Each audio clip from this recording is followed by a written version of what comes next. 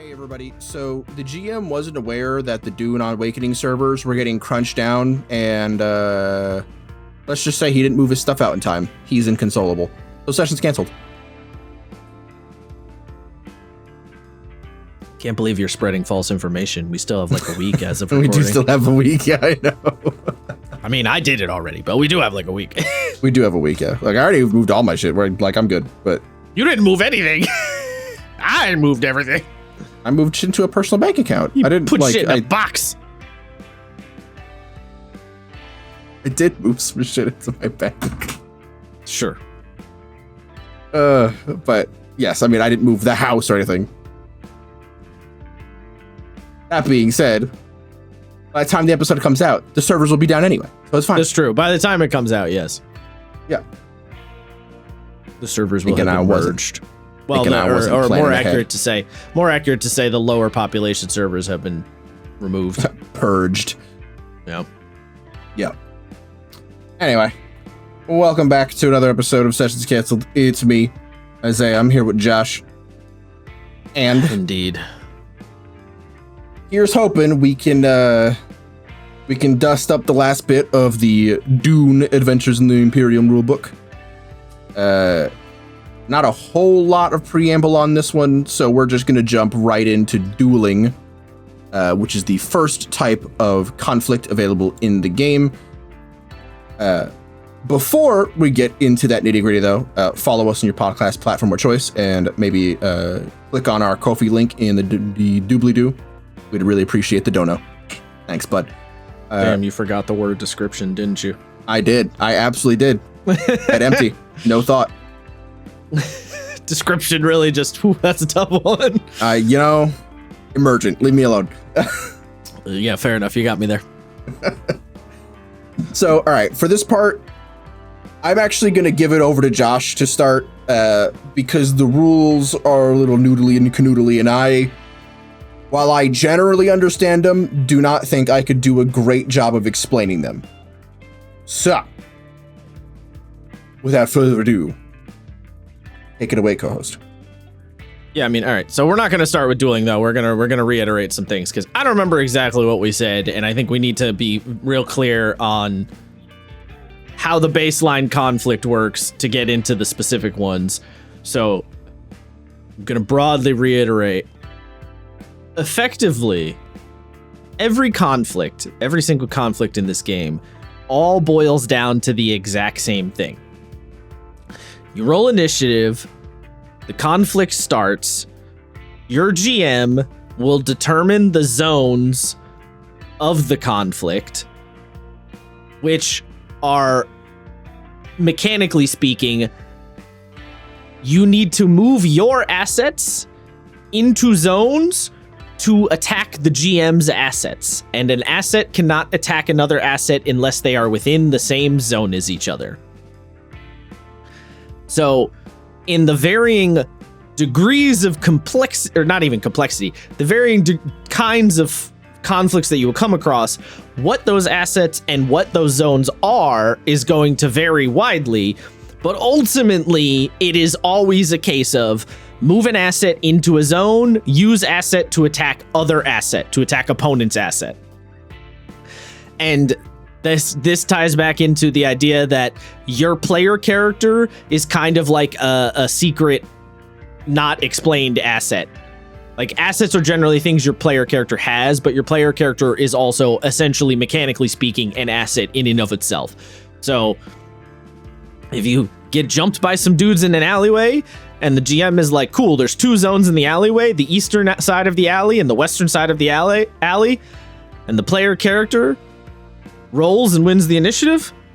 Or actually, there is no roll to initiative. The GM just decides who goes first. Yeah. GM says, all right, player, what do you do? Player says, I am going to move myself, which is to say my player character asset, into the western side of the alley. I am then going to use my knife asset to stab my opponent, which is to say the GM's asset that is the NPC. I am using knife asset to stab bad guy asset. And I have to move into the same zone I was on the eastern zone of the alley. I am moving to the western zone of the alley, so we are in the same zone, so I may commence the stabbing. That is how every conflict ultimately works that way when you boil it down to like base roots. I was just going to say, there is a slight caveat to that when it comes to things like skirmishing, where ranged attacks can fire into a different zone at a lower... It's not a caveat, actually. Because pointing a gun into an adjacent zone is considered moving that gun into that zone. So it still follows the same rules. It does. It's weird because skirmish describes as you're not moving assets, you're moving yourself, but you yourself can remain in the zone even if you fire into another zone. No, it describes it as you aiming your gun into the adjacent zone is moving the gun asset. That's how it's described. So like when you take aim with said gun, that is moving that asset into that zone. It is not fictionally moving, but mechanically it is moving. Are you sure? Because it says in the skirmish rules, in a skirmish, you do not move your assets individually. Rather, movement actions move your character around the battlefield. Yes, movement actions move your character, but you can, with the guns, with any kind of gun specifically, you can move them into a zone by aiming them. Ah. Got it. So, like, it's a general versus specific thing. Generally, when you're moving around in a skirmish, your player character is moving as an asset, and all of the assets on your player character are coming with them. But in the case of a gun, they have a kind of special thing where they can be moved into an adjacent zone without your character physically moving. I see. So, like, you still have to, if you're aiming your gun, you still have to take the move action to do the aiming. So ultimately it still becomes an asset needs to be in the same zone as another asset to commence the attack. Like that's still where it ends up mechanically. So ranged weapons seem like they kind of break the rule, but don't actually break the rule. They just work in a slightly weirder way. I was gonna say a little more noodly. I mean, it's not even really that noodly. It's just described a little differently because you're aiming the gun as opposed to like physically moving the gun. Like moving the gun any kind of distance. You are physically moving it when you aim it, but it is no more complicated than anything else. It's the exact same mechanical usage. You know, there's no added complexity to it. I get what you're saying. I guess it is also worth mentioning because someone, you might say, wait, but are there any other special rules when you're in a conflict so you can do like different things? And no, because all of the things that you can do in the normal rules, you can also do during a conflict. So it's the exact same kind of checks, talents, traits, assets, using your focuses, using your drive statements, all that shit is used in a conflict in the exact same way. So essentially there is no mechanical difference between a conflict and a regular just making rolls other than the idea of, well, I shouldn't say there's no mechanical difference, but what I'm saying is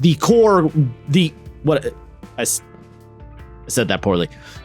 There is a mechanical difference. There is no difference between the core rolling mechanisms between a conflict and rolling outside of a conflict. So ultimately, if you want to do something beyond just attacking a guy, you just use the same kind of rules that you would use outside of a fight in any other scenario. So that's why there isn't like D&D style bespoke list of actions you can do on a turn kind of thing.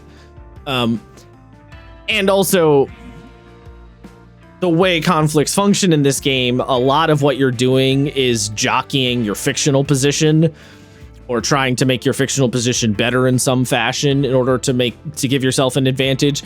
It's not a D&D style, I'm trying to get a better bonus on my hit or whatever. It's more of like, I'm trying to give myself a fictionally better position, which will then give me another die or like, give me a bonus to the roll because X, Y, or Z benefit is on my side. I have the high ground, so I get a +1 type of thing.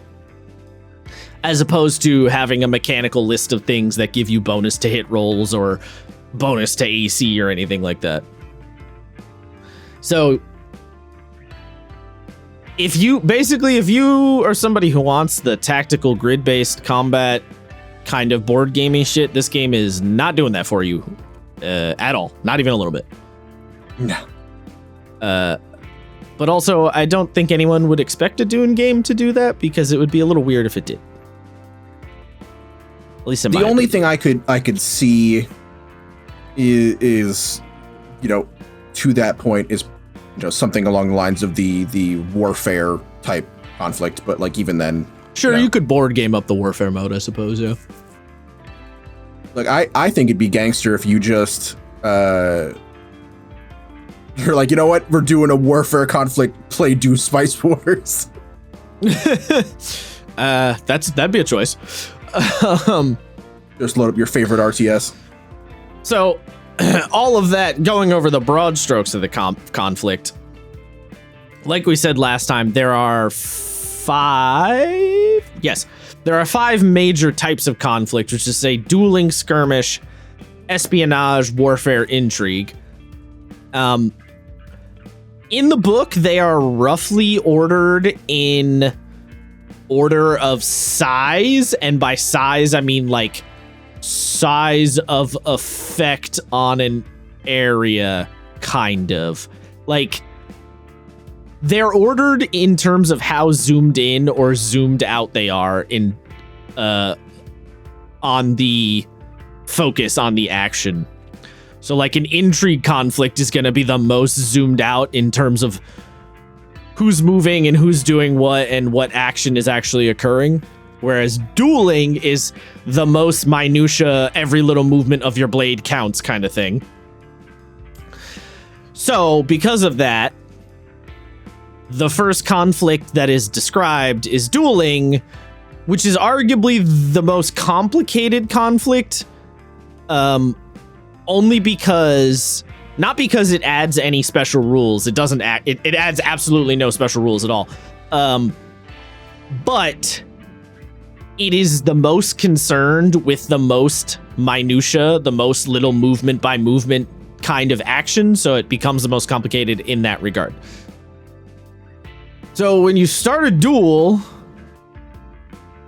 you're only ever going to duel. The only time dueling isn't going to be engaged if there are 2 characters, 1 versus 1 only. It's only a 1v1 thing. And those 2 characters are fighting over something relevant, and those characters are probably most of the time going to be fictionally relevant. So if you're just beating up some random dude in the street, that's not a duel, right? A duel should be reserved for Fade versus Paul or Jamis versus Paul. If you think about it in terms of the movie, those are both duels because they are fictionally, the stakes are quite high and important because there's a lot on the line, and mechanically you want to track that movement by movement to make it, a little more exciting to be like, oh, like who's going to win, who's got the upper hand, that kind of vibe. What's really cool about the dueling system, honestly, the dueling system is probably the most interesting form of conflict because it really does have the potential to give you that sense of like 2 guys with knives or swords pointing at each other, like feint, riposte, counter, dodge, move around. Like, it really does have the potential, assuming both parties use it to its fullest, it really has the potential to do that cool thing. Like, you can make a fight that genuinely does feel like Paul versus Fade in the movie if you use this dueling system to its full potential. So the way it works, you have the 2 characters who are fighting. Each character has 3 zones, right? Because the GM we always have to establish zones when a conflict starts. Both characters have 3 zones. Their body zone, their actual physical body, and then their right and their left guard. Technically, it doesn't have to be their right and their left guard. It could be like a high-low or a front-back or whatever, but it doesn't really matter. It's their right and left guard. That's the easiest way to put it. When you start the conflict, let's assume both characters have knives. Let's assume it's a Chris knife duel here. You start with your knife asset in your person zone, your personal zone, which means in order to hit your opponent, you have to move your knife into your enemy's personal zone, right? Because an asset can only hit something if it is in the same zone as the other asset.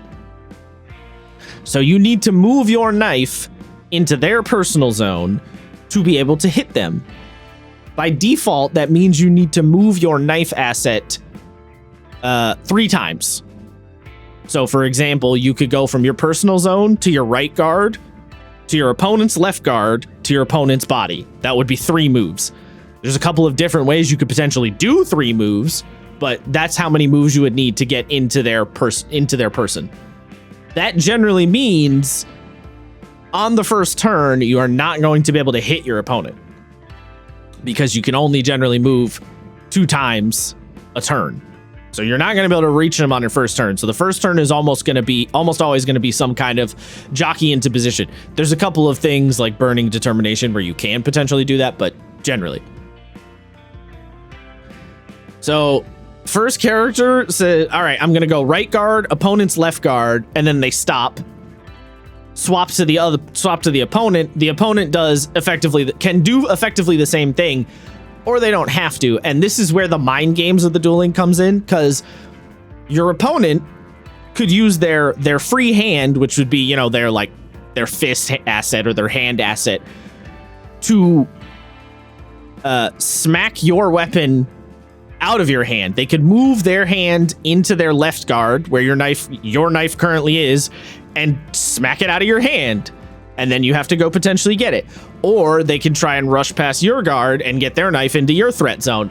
Or they could do something like move boldly, and moving boldly lets you move your asset and then move an opponent's asset. So they could move their knife into their right guard, and then if they succeed on the move boldly roll, they can push your knife out of their left guard back into your right guard. So you can fictionally, if you want to think about this in a quick back and forth, character 1, let's say Paul, takes his knife in his right hand and goes to bring it to Fade's left.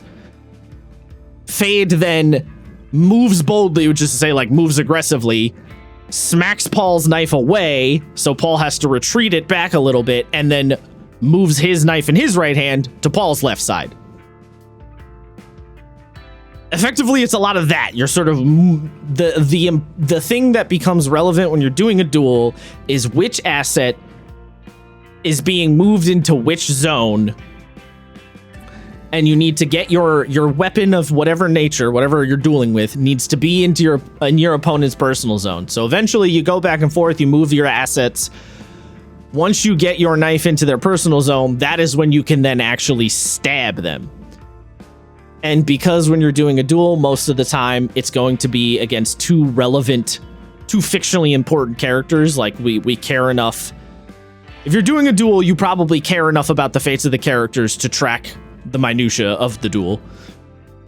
So that means you have to do an extended test, which is the case for any time you're trying to tackle anyone with narrative importance. You need to do an extended test, which effectively becomes their health bar. You go for the stab. Let's say your opponent, you need to hit them. You need 7 successes to defeat them. You go for the stab and you get 3 successes. All right, now you need 4 more. And then your opponent on their turn now has the choice. They could try to move your asset out of their personal zone. They could try and knock the knife out of your hand. They can just say fuck it and go straight for you. They can, where you can get really into the next level of jockeying position and shit is if you have a particularly successful roll, you can start to burn momentum, and you could burn that momentum to create a trait where now you're all right, I'm going to create a trait where I have the high ground. So you move yourself into the high ground position, and then now you have a +1 on your next roll because you're above your opponent, blah, blah, blah. And then you Obi-Wan Kenobi them in the legs. Then the GM can spend threat in response to that. And then where things can add on to the complexity levels is you have two hands, so you can have a knife and a sword, two swords, a knife and a gun.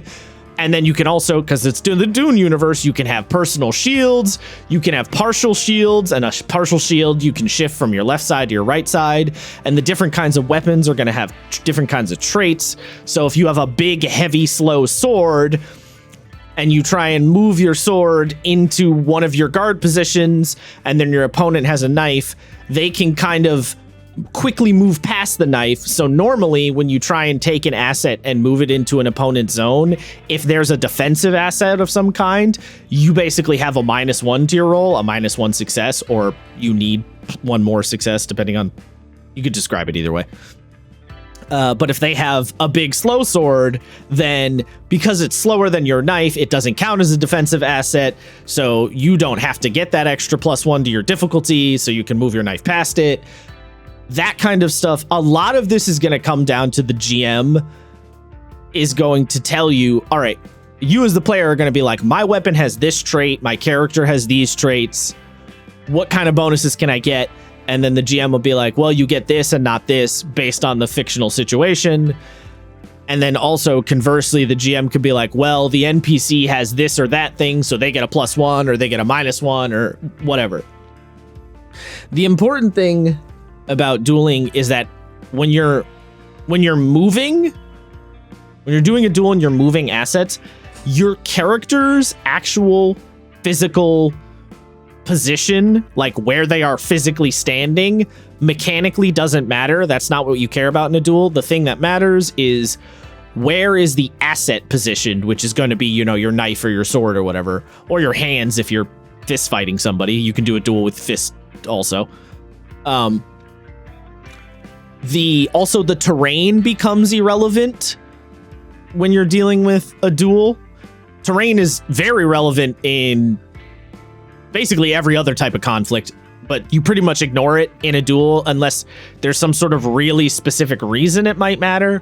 Like maybe sand, right? You might say sand could be something that might matter terrain-wise, but you would basically create a trait that is the ground is loose and sandy, and that would be the terrain relevance. That's pretty much what I was going to say. Any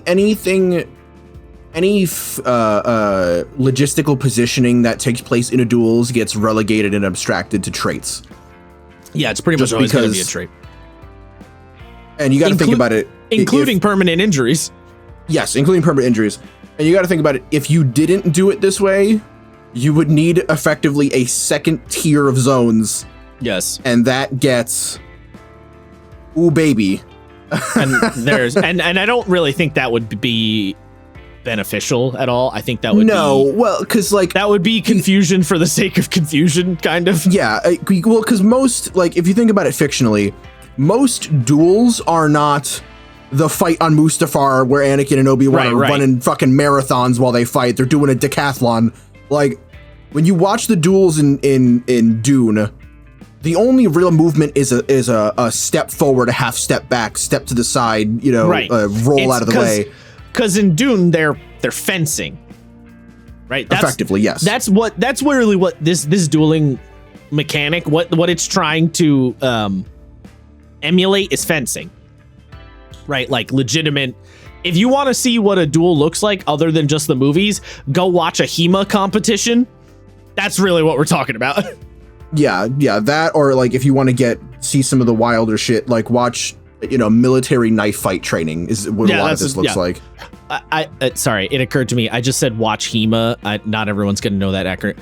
HEMA stands for Historical European Martial Arts. It's when dudes get into like a judo style ring and fight each other with long swords or axes or actual historical weapons. Yes, it works similarly to fencing where there's a point value system. Yes, there's a point value and you're wearing protective gear and there's rules and all that. Yeah, that's what dueling is ultimately getting at. It's that fencing style. And I mean, if you watch people fence in real life, the abstraction they have done here pretty accurately represents what you're trying to do in a mechanical game way. The fact that you can you can move your weapon past their guard. You can push their weapon out of your guard. The fact that you can like potentially grab their weapon or parry their weapon, like all that shit's on the table. So I think that's once I understood how it worked, I was like, damn, there's a lot of very fun potential in this dueling system. So the thing that ultimately kind of gets me about dueling, and I think it's really cool and I would want to try it, is the length of a duel. Because as we talked about, the point of the duel is the chess game, right? The back and forth, the weak and strong. Yeah. And I could see a situation where lucky or unlucky rolls, depending on who you are, sort of causes that it just forces this middle line for a while. I would kind of like to see like an actual play of this to see how quickly a duel goes. Well, I mean, a duel is A duel is intended to take longer, right? You are intended to spend a little bit more time on it because, again, if you think about it like a movie, we're focusing on Paul and Fade fighting each other, right? Like, that's a much more extended scene, and there's a lot of emotional and narrative weight there. So it's not supposed to go fast, you know what I mean? No, I understand that it's not supposed to go fast. The thing that I would worry about is it's the Shadowrun. All right, player and GM are just going to play a separate game for a while. Yes, and ultimately I think that is just going to happen with this system, but I think that's one of the reasons you're not supposed to use it a lot, right? You're only supposed to use it for specific scenarios. Right. Because yes, the GM and the player who is playing the character, they are going to be playing a separate game for 10, 20 minutes. That's just going to happen. Mm-hmm. There's no avoiding that. But if you want, the thing is this is one of those compromises. If you want to have a system that feels like a long, extended chess game, mind game filled, tense duel, you kind of have to make that concession a little bit, like there's no other way to get around it. It's just going to be that way. You do. And to the game's credit, they have done this for both physical fighting and political intrigue. So yes, everyone sort of gets to do I'm going to play I get to go on my vision quest with Zuko for a while. Everyone gets to play their mini game in different turns. Yeah. Also, you can intermingle all of the conflicts with each other because they don't use separate rules. They can all seamlessly intermingle. So you can have a situation where, like, I could see a scene, right, where some PCs are at a party and a bunch of minor houses are present. And one of the PCs slights one of the guys at the minor house and declares a duel, right? And everybody in the party moves out of the way and everyone starts watching the duel. And then the other PC number 2, who's playing the diplomat character, their turn in the conflict involves them going around to different people who are watching the duel and being like, oh, so I heard you had this deal with this one quadrant Arrakis and your harvesters needed a little bit of attention. I have some mechanics I could get you, right? So you could have one player is doing the duel and the other player is doing the political intrigue in the crowd watching the duel. And that would work. Can you imagine the stacking? You've got the people in the middle of the party who are fighting. You've got the socialite doing the machinating around the fight. In the background, someone's trying to defend from an assassination attempt. So they're skirmishing. The assassin is trying to murk someone in the other room. Yeah. Meanwhile, up in space, there's a person on another planet doing warfare. Going to war, yeah. Doing warfare. Yeah. How to speed run your GM committing, Yeah, I mean, you could effectively stack all of them on top of each other at once. I don't think the game necessarily recommends it. It wouldn't be. It's more work, but it's not that much more work because it's all pulling from the same rules pool. It is, but there's like you as as a player, the only zones a player has to keep track of are the only zones that are relevant to them. True. And the nuances of the conflict type that are relevant to them. Yes, whereas you and the GM now have to keep track of 4 different conflict types simultaneously. Yeah, that's that true. Would be. But I think if once you got comfortable with this game, I think it'd be pretty doable. It could be. You know, this reading Dueling for like the third time made me kind of laugh at myself because I'm usually the I-swing sword guy, right? Like pretty known in the friend group for being the I-swing sword guy. Have sword right here, literally swinging it around the room. I don't know if the mic can pick it up. No. But every time I'm like, oh shit, you know, maybe I do want to play the socialite courtier, and then game gives me a whole cool new way to swing sword. I'm like, you're like, damn it. Well, words are for nerds. Yeah. I swing swords. Listen, you also haven't played that many games that really give you anything satisfying if you play the like diplomat guy, right? So true. I just like swords. Can't help it. Also that. But I think if you found the right game, you might be like, I could do a little talkie. I think this probably Fabia or this would probably be the game for me to do that in. And in both games, World of Darkness is pretty good for like the political social intrigue stuff. There's not a lot of bespoke rules for it, but your disciplines and stuff like that help you, you know. I mean, in Dune, you could very easily have a character who is a diplomat, but is also a noble who is trained in swords. True, very true. Yeah, you don't have to. Very doable because of the way drive statements and focuses work in terms of, right? Because you could have a focus that is battle swords, and then you could have a focus that is, you know, communication, diplomacy, and then, you know. No, it's true, and even the example character for House Morley, there's a bit where they get into a duel, and then there's a bit where they do some social stuff. Yeah, some machinating. So you're definitely, some machinating. You're definitely not pigeonholed into one role or the other. No. Game cool. I would like to try dueling. That makes Sam so proud. Monster cool. Monster cool. No, it's true. Is there anything else you'd like to say on dueling before we get into the skirmishing? No, although I will point out, I mean, I guess one little last thing to point out is that I talked about stuff on kind of a base level, but the complexity and the things that you can do with it can stack quite quickly as soon as you start adding in different kinds of assets, different kinds of traits, different characters. Like the potential is there, because the only reason I mention this is because on first listen or first read through, it might seem like, well, it's pretty simple, and like it kind of is on the surface, but the potential to do more with it is pretty deep. No, it really is.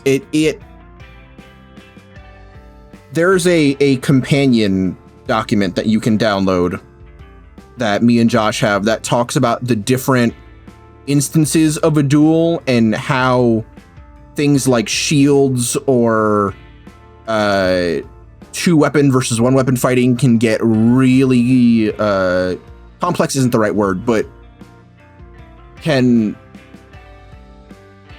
change the mouthfeel, if you will. It changes the way the duel feels from a potentially even one-on-one to a desperate scramble to not get shivved to potentially, even if you do only have one weapon and you're just that guy, you're just going sicko mode in the weirding way, maybe you're overpowering them. So it's a fascinating system, and they managed to cram a lot of nuance into something that is, on paper at least, quite simple. Yeah, I mean, when you look at the initial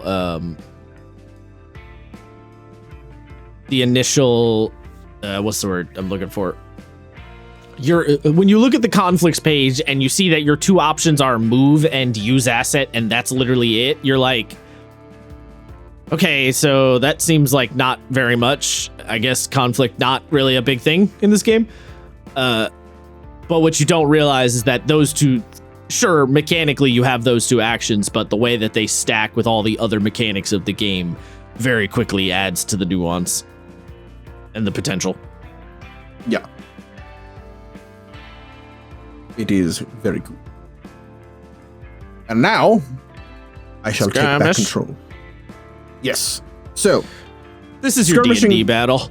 this is your D&D battle. Yeah, skirmishing serves as the second form of physical combat and is described as a more brutal, typically more chaotic form of fighting.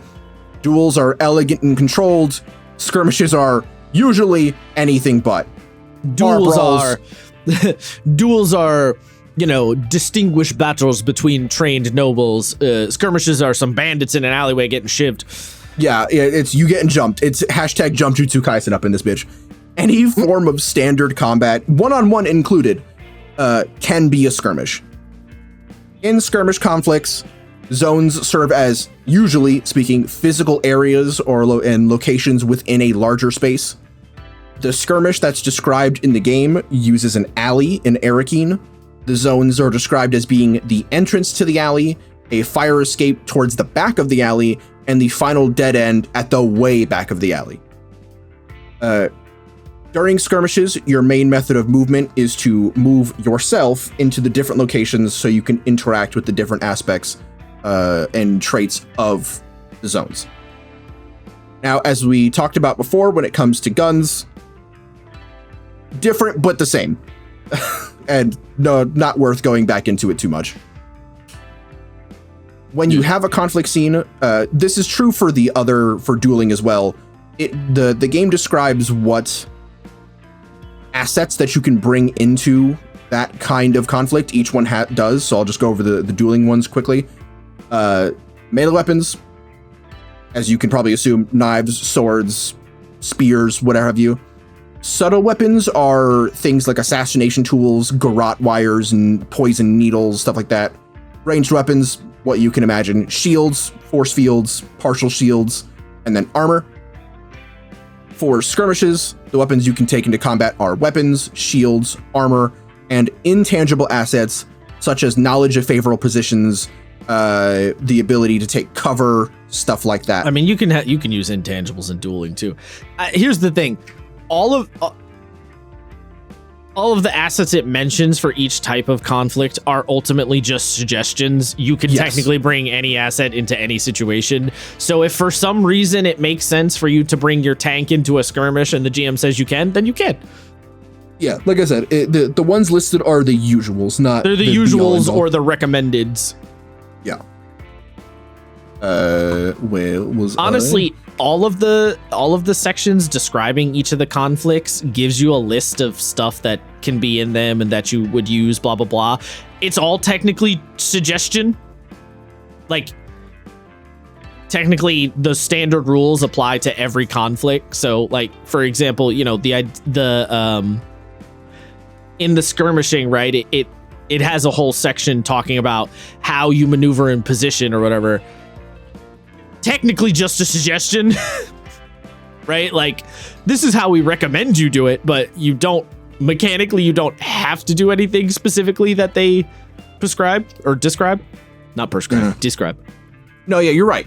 So, in fact, the supplement document that we were just talking about describes an intangible asset in the duel. Yeah. The initial duel that they describe is the fight between Paul and Jamis, and the intangible asset is Chani talking about Jamis' use of the knife switch, where he puts the knife behind his back and switches hands. Oh, yeah. And that is 100% an intangible asset. And it can also get into a whole, like at one point in that duel, it also talks about how Jamis is using his faith to roll, because it's like his faith in Shai Hulud driving him to win the duel. So you can also bring in other weird things that you might not expect, as long as you can kind of explain yourself. Yeah. Again, I think I said this last time, but the game is very, very fiction forward, like pretty much exclusively. Yeah, to a fault, but no, fault's not the right word. To an extreme. Fault presumes there's something bad, but what I'm really trying to say is they push the fiction above all else. They send it. to the point that a lot of tabletop players who are a little too D&D pilled are probably gonna they're gonna have some major growing pains with a game like this.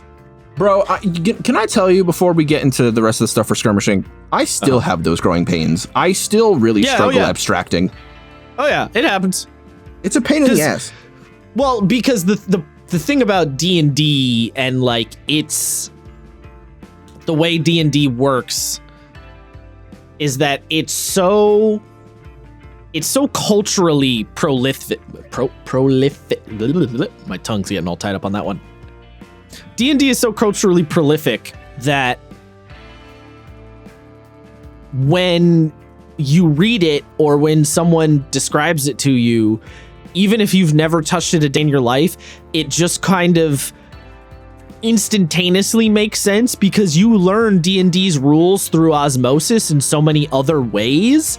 Like if you play Final Fantasy and it's a turn-based game and then someone describes D&D, your brain immediately starts to understand what they mean because Final Fantasy is pulling from D&D. If you've played any kind of Warhammer thing, D&D immediately starts to make sense. Like it's such a prolific thing in the way that it's designed, and it's so culturally, because it is the most culturally relevant game, understanding it is easier than understanding all the other games. So as soon as all the other games start to abstract away from how D&D does it, or even if they don't abstract, but they just kind of retool how D&D does it, your brain has this immediate resistance. And it takes quite a while to push beyond that. And, you know, I think the only reason that for like me personally, I don't have as much of a struggle with that is just because one of the first campaigns that I ran for a long period of time and took seriously was Dungeon World. And so it's like D&D couldn't infect me enough in the early stages. It really does feel like a fucking debuff when you try to leave the hyper tactical war game space. Well, so you know what? I can't even say that because it depends on the level of abstraction. So for something like Star Wars, the range bands, I was like, okay, this makes sense. I can deal, like that was a good level of abstraction for me. And for Monster Hearts, they were just like, combat is you throw a punch and combat's pretty much over. Because the second you throw a punch, like Monster Hearts doesn't do trading blows. If you punch somebody in the mouth, they're probably not getting back up. You know what I mean? But it's stuff like Blades, and playing in it makes sense to me. But when I have to run something like it, I struggle because I want to think about things tactically. I want to think about things like pieces on a chessboard. The tactics are still there. They're just they're described and utilized a different way, right? Because in Blades, the tactics is, all right, fictionally, how can my character put myself in such a position that I can get a great effect on this roll, right? And so you go, well, I have a gun. This character doesn't know I'm here yet, and there's a balcony right there. If I climb up to that balcony and fire down on the unsuspecting character, I could probably angle for a great effect and take him out, right? So like the tactics are still there. It's just they're not 5-foot increments and positioning a token on a 5x5 grid and aiming a 20-foot radius sphere. You know what I mean? It's like a different kind of tactic. Tactics. Different kind of tactics. Yeah. I wonder if people have it worse after starting Baldur's Gate. Is that they've literally video gamified it. Yeah. I don't know. I mean, I don't think Baldur's Gate is worse than anything like Final Fantasy Tactics or an XCOM or a Persona. Like, they're all video gamifying that D&D idea, and that's a lot of the reason that people are more easily accustomed to that D&D mindset. Fair enough. You know? Yeah, I get you. There's a big crossover between people who play video game RPG who then play tabletop RPG. It's almost a circle, really. Yes, it is. Barely a Venn diagram. The biggest joke ever told was that people tried to tell you that these were two different hobbies. Kinda, a little bit, yeah. Unless all you play is like Madden or something, in which case, well, you're boring. I know what I said, and I fucking said what I meant. Anyway. No, I know. The main method of achieving victory in a skirmish conflict is pretty much the same as dueling. You have to beat your opponent. That either means dealing the requisite damage to knock out the, lowly goons, or increasing the extended skill check to the point where you have completed it, and then the conflict ends. I do really appreciate that skirmishing does just sort of presume that when you're fighting the enemies, it's going to be a beat for beat. And to be completely honest, how do you mean? Well, when I say beat for beat, it's like player shoots, one guy down, other player shoots, one guy down. You know what I mean? It's not. Oh, yeah. Because then you can have these really, like, if you get jumped in a game like Dune, it doesn't feel like 5e where it's like, well, we just don't have the action economy. And like, yes, that does matter a little bit, but the action economy is a lot more weighty. It's a lot more crunchy, because not only are you thinking about all of the different, goobers in the fight and all the shit they can do, we got to worry about their health and their saves and all that. That shit doesn't matter in Dune, right? It's like, I plink that guy with a Mala pistol, he's done. What I was going to say after that is something really interesting that I like about the example of skirmishing is that the extended check isn't even a win condition. It is the prerequisite for the loss condition. The players just have to knock out enough goobers before they have their clocks filled, and then they lose. So that's a good way of shifting the usual just punch them till they die narrative, where it's, survive 5 rounds before your 5, your 5 tick clock goes up. Something like that. Well, and the thing that's important about the extended test too, and I mean, this kind of extends to the whole game. It's not even really about the extended test per se, but the idea that you have overcome your opponent, but that doesn't mean you have to kill them or brutally injure them. It could just mean you take them out at the fucking knees, they fall down, knock the wind out of them, you stick a knife in their face and like, all right, bud, fucking chill out. And then, you've still won the conflict, and then you can go do whatever you want from there. Yes, and overcome, they use very intentionally vaguely. To mean all sorts of, to mean kind of whatever. Overcome can just mean surviving getting jumped. It could mean disabling your enemies. It could just be jumping them quickly and taking them down before they have a chance to retaliate. Like, if you can knock down 4 guys in 1 round, and then they give that's up. all. And they give up. Exactly, yeah. Like, that can be a win condition for the conflict. It's not always this reduce all enemies to 0 hit points and then they die, and, you get the Final Fantasy victory medley. Yeah, I mean, it's almost never that with this game. No, yeah. And I like that. I like that it, much like sit reps, it forces you to think about it in a just completely different mindset. Yeah, well, and also this is Dune, right? You're not expected to be getting into sword fights every other session or whatever. So when you do get into those situations, it should have a little more, oh shit, something's going down to it. True, yes. I mean, given Dune fashion, physical fights should not be that common, because that stuff often illegal. Comes with, well, illegal, but it often comes with retaliation, right? If you get into a fight with another noble from another house and you kill their, their envoy or whatever, well, you're going to get a hunter seeker through the window in the middle of the night. Like, yeah, like if you're on Arrakis and you kill some people that you weren't supposed to, and then all of a sudden House Harkonnen's like, hey, bud, we had a deal with them. Why'd you kill him? What's that all about?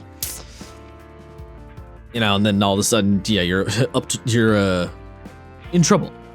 Yeah, you're up to your neck in sand because they threw you into the desert. Enjoy the world, brother. Yeah, you're worm food. And you shall not become worm boy. Truly a shame. After skirmish, we get into espionage, which I would argue is the most abstract of them. I would say you could argue intrigue, but I would say intrigue because espionage can also just be like sneaking into a place. it can be sneaking. So here's the thing, is that it covers so much. Like, intrigue is pretty what you think of it. It is some sort of social or political intrigue. You're wheeling and dealing and whining and dining. But espionage is described as like an infiltration, an exfiltration, an assassination. Like, there's so much that espionage could be, and it has to cover so much space that I want to say that it's the most abstract. I guess. In terms of pure zones, I will agree with you, though, that intrigue is the most I was going to say, because intrigue is the one where they describe that two merchants could be having an intrigue contest across planets. So. They can, yeah. I guess it's just fair to say the social, quote unquote, the social conflicts are the two big social more abstract than the physical fights. But yeah, they are narratively. I think the espionage is more. I don't know if I say abstract again, it'll lose all meaning, and then I'll feel terrible about it. You are starting to cook it a little bit. Yeah. I know. I'm sorry. The zones in an espionage mission are interesting because they are typically used for not just places, but also groups of people. So if you are a spice smuggler, one of your zones could be your social standing with a different, like a larger smuggling operation or a group of Fremen. But it could also be a zone insofar as you're at, oh god, what's the like fortress of Arrakeen, right? Like where the Atreides actually live on Arrakis. Yeah. It could be there. It could also be the hallways inside of that fortress as you're moving from one zone to the other. It's sort of purpose-built to, like we said, fill a wide variety of niches. And because of that, it gets very interesting. The typical assets you're going to see in this kind of mission are spies, which are to say a tangible asset in the form of an NPC, or not necessarily an NPC. NPC sort of presumes that they have like a stat block or some sort of like mechanical focus, but I will say the one thing that the one thing with espionage in particular is I do have a hard time picturing exactly when I, as the GM, am going to make the call, okay, we're going to do an espionage conflict here. Like, that is one element of espionage that I'm like, I can think of a couple scenarios where it makes sense, but then a couple other scenarios where I'm like, would that be, like, am I calling for initiative and calling this an espionage conflict in that scenario? And some of them I'm not entirely sure, Yeah, I mean, I think the most common one you're going to see is an infiltration. You're just got to get somewhere where you're not supposed to be. Right. The Assassin's Creed one is the most obvious, but then I say, okay, if a player wants to walk into Arrakeen and try and gather some information while also not being noticed, do I call that an espionage conflict, or do I just kind of have them make rolls here and there and move around fictionally? Hard to say. Right. I don't know. No, I get you. Little nebulous there. A bit, yeah. Other than spies, you also have assets in the form of informants, surveillance devices, which are little, like, cameras or microphones, things that you place to gather information while you're not there, and security measures. So these are actually assets that are not going to be yours. They'll typically be on the side of the GM. Stuff like, laser grids or cameras that you can hack into. Stuff that's supposed to hinder your movement and stop you from being able to move.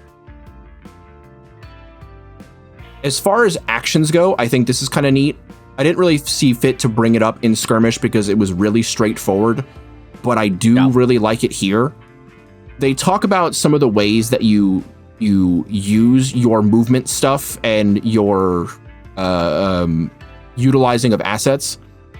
So they talk about things like security devices.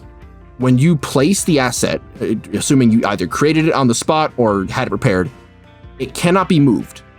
So if you place a camera on someone and that person is acting like a zone, because it can, right? Like we've talked about that. A person, a group of people can be a zone. Could be in this particular one, yeah. If you place a camera in a room, that camera's not moving. If you place a camera on a person, unless the camera is destroyed, which is not moving it, it's removing it, it is going to stay with those people. You will need another asset or to create another camera or what have you.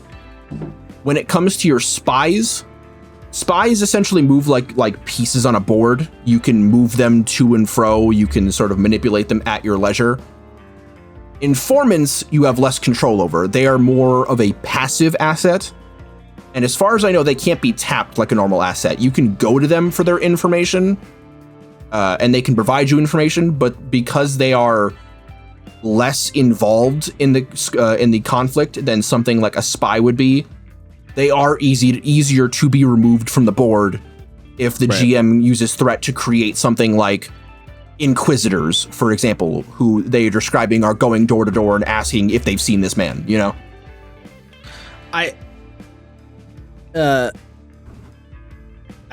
Train of thought. Yeah. I mean, the thing that the important thing with that whole bit that you're talking about is that, because someone might hear you say that and go, oh, okay, so is there like a list of like asset types and what their capability is? And like, yeah, but not really. Ultimately, you just have to follow the fictional logic of the thing. So if a player character creates an asset that is a camera, then you as a human being know, well, a camera can't move. So fictionally, if the camera can't move, then mechanically the player can't move it. And that's kind of just how you have to follow it. And that's what the game expects you to do. Yes. So if there's a scenario like with the informants, if there's a scenario where it's like generally informants, you can't really push them around or make them do stuff like that. But if there is some sort of fictional extenuating circumstance where for some reason this PC has a little extra sway over this informant's willing to do a little more for them, then maybe you can in that scenario. You know, it's all about the what is logical. Follow the logic of the scene. 100%, yeah. And the setting in general. Also worth mentioning, this is a bit of a shift from the way that GM assets are treated. When you're dealing with security measures, you cannot destroy them explicitly, because that's not really what they're there for. That's not how they're used. So if you're talking about the Resident Evil / Mission Impossible laser grid, you can't, throw a grenade into the laser grid and blow it up. It's just not how the game says you're supposed to use assets like that. Rather, what you're doing when it comes to those is circumventing them, right? You learn how to deactivate enemy cameras with like an EMP, or if the security measure is like a guard, you have a guy pay them off and just say, don't be here at, 9 o'clock. Yeah. So you guys can just walk through the front door, stuff like that. Unless, of course, again, like I was saying before, you follow the fictional logic and you have an anti-laser grid gun, and then maybe you can destroy it. Maybe you can, yes, but the game suggests that, The game suggests that's not the general rule. It's all about that general versus specific and what makes sense in the moment kind of thing. 100%, yeah. But yes, don't, do not try to grenade all of your GM's toys. That would be mean. That would be mean, and they have more threat than you have momentum. They will smite you. Probably, yeah. As far as victory and defeat go, it's a pretty simple metric. If you fill up your clock during an espionage conflict and you get caught, or you don't make it to where you need to make it in the time allotted to you, you are defeated. If you make it to where you need to go and you are not caught, which is to say your clock is not filled out, or you make it to a specific location within an allotted amount of time, you maintain victory. So it also doesn't have to be like, obviously the extended test acting as your health bar for the scene. That's the most obvious way to do it. But you could also do something like, all right, player, you have 4 turns. You have 4 potential actions to overcome this situation. If you don't, you fail. Or it could be, you have as many rolls as you want, but as soon as you accrue 2 or 3 failures, you're cooked. You know, stuff like that too. There's different. The important thing is that your player knows what their objective is and what their failure condition is. Yes, something that conflicts do talk about at the very beginning is establishing what the win and lose conditions are and the consequences for either. Yeah. It's not a situation where you get into a fight, but you don't know what happens if you lose. The GM will tell you. Especially clear in this game because, yeah, in something like D&D, everybody knows, well, death is the consequence. But in this game, because death is off the table 95% of the time, then yeah, you need to be clear and establish like what exactly is at stake. I really like this a lot. I like that you have to establish the motivations of whoever is assailing you, because that way you don't have things like D&D, right, where characters refuse to run or refuse any other method of. Right, yeah, because you don't know what else they would do. Yeah, right. In D&D, a lot of players will just eat the TPK because it's like, well, they were going to kill us no matter what.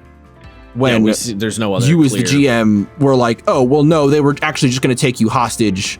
You didn't like actually have to fight to the last man, you know? Yeah. So, honestly, I wish more games would do that. Honestly, that's something that if you play 5e, you should take that shit into your games. Yeah, that's the thing, right? You could do it in 5e. It's just that the game doesn't make it that I think the game talks about it a little bit in the DMG, but it doesn't make it super explicit, so it's like not at the front of everyone's mind. No, I mean, it talks about it like it talks about anything else as you could do this, but it doesn't give you any hard line advice on like. Well, and also, you know, D&D, again, that cultural suffusion, because everybody kind of knows what D&D is about. Everyone's like, go in dungeon, fight monster, kill monster. That's what game about, so that what do. Yeah, and you know, if lose monster, kill me. Yeah. If lose monster, kill me. Or maybe capture me, but probably kill me. Probably kill me. Unless you get a particularly randy dragon, in which case, I don't know, that's what the bard's there for. Do your job. You know, but whereas in Dune, actually, your character being killed is pretty unlikely because there's quite heavy consequences, especially because your characters are described as being explicitly important to whatever house they're related to. Yeah, if you're the Duke of a planet or the Duke's son of a planet, you're probably going to be at least famous by recognition. If they see you, like, oh, no, that's Paul Atreides.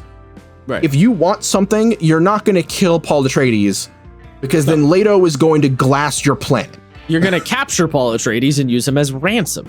Exactly. Obviously. Now, if you're the Harkonnens, yeah, you're going to stab that baby boy, but... You know, Jim the homeless bandit on Arrakeen probably doesn't have that level of ambition.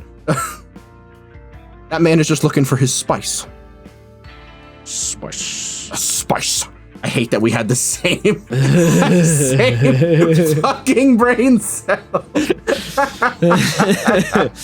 My Arrakis, my Dune. My Arrakis, my Dune. Oh, I hate it every time you do it. I'm getting better at it. I know. It's getting more consistent. I'm picking up on that. It just makes me think about Nightmare and Soul Calibur 6. Souls!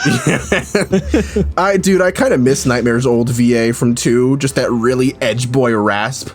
That's fair. Souls, come unto me. Yeah. Just sounded so dastardly. he was a little Virgil-y, honestly. A little bit, yeah. I kind of loved him though. moving on from espionage, we get into the big guns, because we're talking about warfare. Warfare is a really cool conflict type because, You just much like skirmishing, yeah, you are moving assets into zones, but it feels a lot like a board game. It has this vibe of like you're playing a grand game of chess and your opponent is another skilled master of chess. It's got a pretty sick vibe. It also is the only conflict that explicitly states that vehicles are probably going to be pretty common here. Things like ornithopters to do bombing runs, or tanks, or are like floating artillery guns and stuff like that. In fact, the general assets that you're going to be using are infantry, ground vehicles, tanks, etc., aircraft, ornithopters, etc., and fortifications such as, fortresses, pillboxes, dug in entrenchments, stuff like that. As far as I'm aware, this is the only one where you can engage in a warfare scene as your NPC, but you will probably be the only one, and you're essentially like what you're doing as a character in the warfare scene, participating in the warfare scene, is you're almost acting like an asset yourself to the warfare, if that makes sense. Yeah, if you're directly involving your PC, then yes, you're kind of treating yourself like the asset. Basically, if your character, like, if you have a sword platoon and your character is part of the sword platoon, then yeah, when you're moving that platoon of swordsmen, it's assumed that your character is fighting with them, so all roles that are resolving for that platoon are also resolving, something related to your character. You essentially, it's cool. The way the game describes it is that for all roles that matter, because you're treating yourself like an asset, if you are attached to, a tank division, the tank division asset rolls with a higher number. Yeah, and they might get a benefit from your traits and stuff like that. Yes. Inversely, if you are not in the conflict and one of your assets are field scouts, right, to take stock of what's going on in the situation and feed you that data live, you then use the asset for the bonus like you typically would. So it's got an interesting and fun interplay.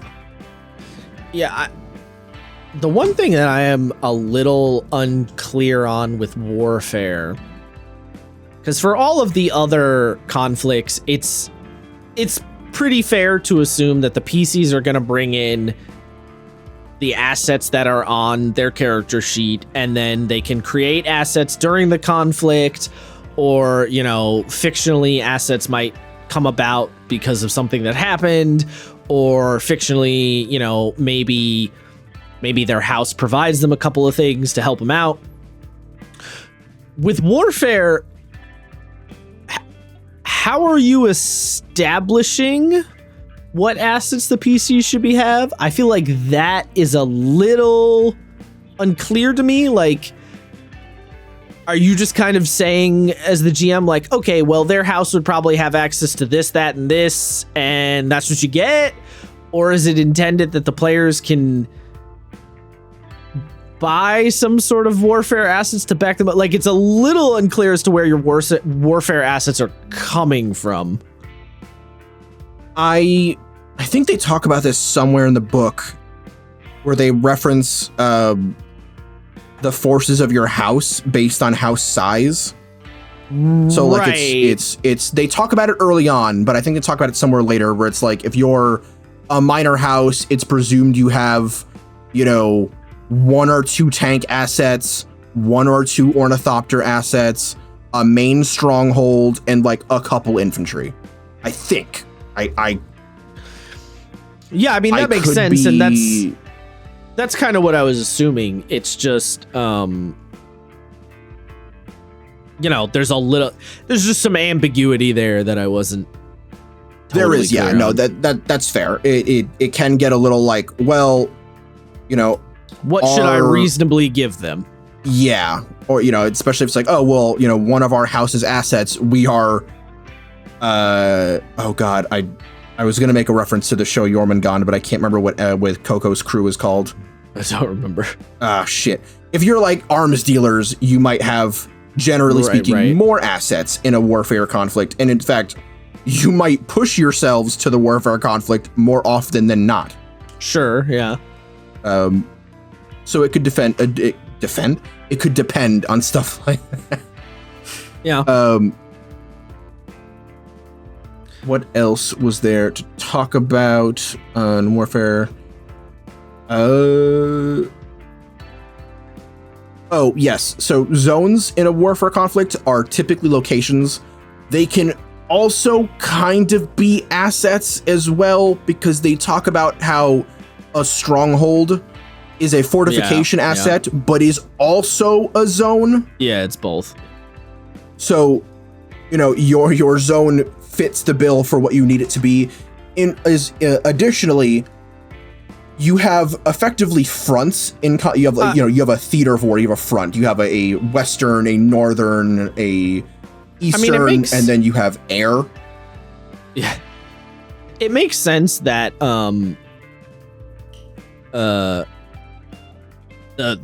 the fort itself would be an asset and a zone, right? Because it's a location that troops can be in, but it is also a location that probably has like gun emplacements or other troops to defend it, or traps. So like the idea of it being used as both, it does make sense. And really all it means is as long as you are in that zone, you are also subject to that asset no matter what. And that's really all it comes down to. 100%. So it feels weird, but when you think about it, it's actually not. It checks out. Yeah. Worth mentioning, stuff they talk about. If you have an aircraft like an ornithopter, if an enemy doesn't have a means to access that zone, then you cannot destroy that ornithopter. So something like a tank could fire into the air, and in that instance, you are moving the tank to the air zone. But like an infantry doesn't really have a way to take down an ornithopter. So you're probably not going to take down an ornithopter with infantry unless you give them a separate asset for or if you give them a trait of like rocket launchers or something. Right, yeah.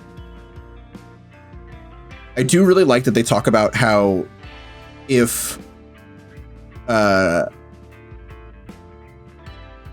your ornithopter is shielded, it is extremely difficult to actually destroy, as in you lose the asset. Yeah. Like it might get taken out of the fight. Maybe it incurs some damage and they're like, all right, we're flying off. But if the ornithopter itself has a shield, it says it is extremely difficult to destroy. Yeah, it is far less likely to... The ornithopter has little to no fear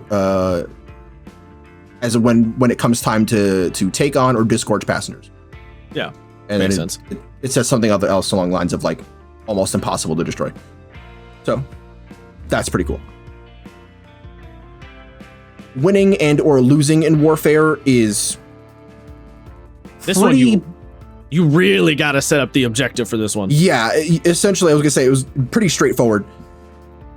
The GM establishes some sort of fixed point or objective, and the GM says this is the win condition. Yes, and the players and the GM take turns moving their assets into the zone in an attempt to keep the zone. And obviously, as we've talked about, when you move boldly, you can force movement. So in a situation where if the GM has an asset of infantry in some sort of objective point, if you move your tanks in boldly and force the infantry to retreat because they're tanks, you now control that zone, and the GM might engage ornithopters to bomb your tanks to force them out so the infantry can move back in. You really are just kind of playing an RTS. It's kind of funny. A little bit, yeah. Also, warfare is the conflict type where the whole overcoming an obstacle rules are probably going to come in the most, because the idea of the terrain being an obstacle is going to be the most common when you're talking about warfare. Yes, they actually pay special attention to. I can't talk today. They pay special attention to communication during battle. Like that communication itself, information, is a massive asset in a warfare situation. And I like that a lot.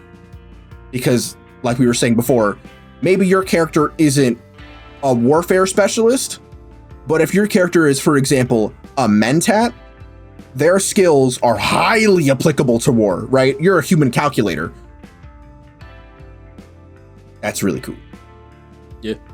I don't really know how else I was going with that. It's just really cool. Is cool. Yes. Moving on from warfare, the final conflict type in the game is intrigue. And, ooh baby, this one is a doozy. So, before we talk about anything else, we need to talk about disposition and desire. During an intrigue conflict, NPCs, which are to say an asset in of themselves, each will come with a disposition, which is how they feel about your character or their attached faction, and a desire, which is to say something that you can play towards that they want. I think they talk about this in the Daggerheart when they talk about like the political aspect of the game, where when you're trying to, oh no, it's not Daggerheart, it's Draw Steel, the whole social engagement aspect where the negotiations. Yes, when you can negotiate for someone and you know what they want, you have a higher chance of increasing, or if you don't do it right, potentially decreasing their disposition. There are active rules for this. The disposition types are allied, friendly, neutral, unfriendly, and opposed. With any of those, you receive a specific floating modifier that will shift the difficulty of a roll. So if they are allied, any rolls you make against them have -2 difficulty to a minimum of 0 difficulty. If they're friendly, you have a -1 to difficulty, neutral, no effect, unfriendly, +1 difficulty, opposed, +2 difficulty. Desire is much more abstract in what they might want. It could be they want an asset in of themselves, which again can take the place of information or, money or spice or allies, whatever have you.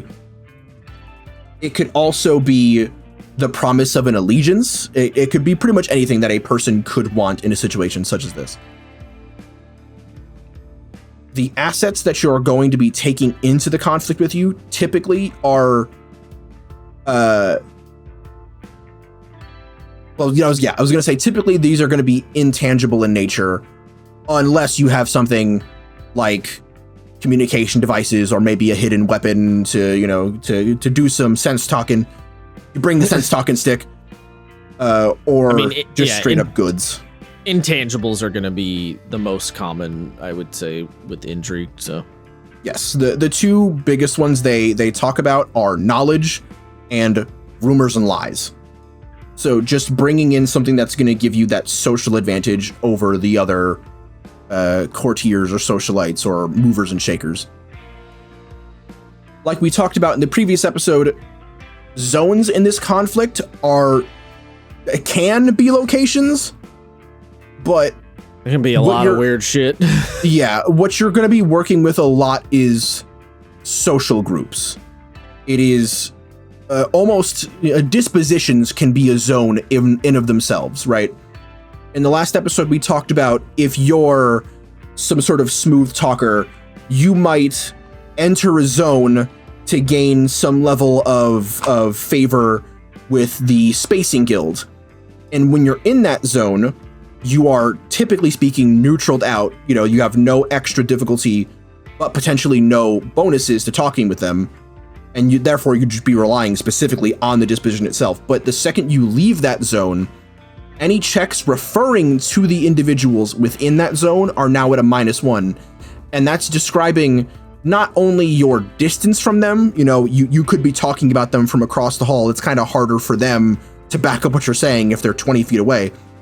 But it could also be, oh, well, they wanted your attention. Proximity. Yeah, but you have now left their attention to talk to somebody else, and they might not love that. they understand, right? The people are in these situations are rarely spiteful, but they are aware that you are choosing to spend time with someone else as opposed to them, and that will affect you negatively. Zones could, that being said, also just be spots. You know, are you on the dance floor, the punch bowl, or... Yeah, in the tiny party situation, they're just kind of physical locations generally. Yeah.